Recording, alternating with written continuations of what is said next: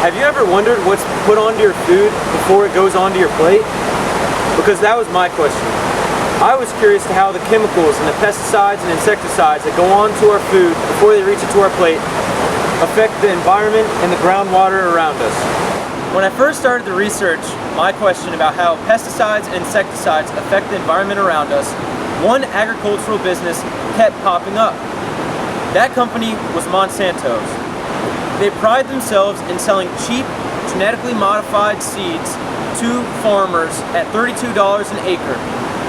Now, that is an affordable price for farmers to purchase, so they can grow crops and make a profit. But the thing is, Monsanto takes complete advantage of these farmers. These farmers sign contracts to Monsanto that allow Monsanto to take a percentage of their overall profit for themselves. When farmers sign this contract with Monsanto, it also allows the company to come and inspect their crops at any time to check if their genes have been modified.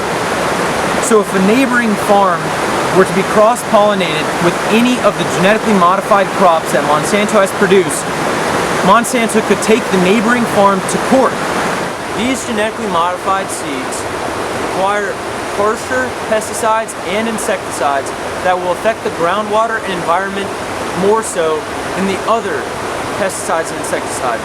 According to the United States Geological Survey, they concluded that pesticides do affect groundwater. Groundwater is used for over 50% of the United States drinking water, and most of that comes from the Ogallala Aquifer. An aquifer is an underground groundwater resource that we use to get drinking water from.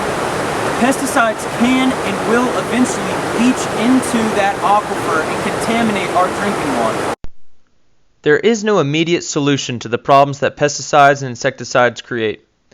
As a society, we could stop using them entirely and buy food that has not used any chemicals, but that is unrealistic and unattainable at this day and age.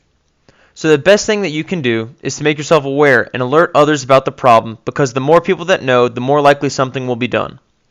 The problem that Monsanto brings to the table is slightly different, because there is something that can be done immediately, and that would be to boycott and protest Monsanto's products.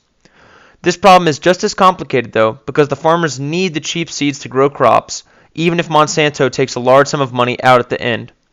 The more people that know about the dangers of chemicals like pesticides and insecticides, and the company Monsanto taking advantage of farmers, the better, because that is how change will begin.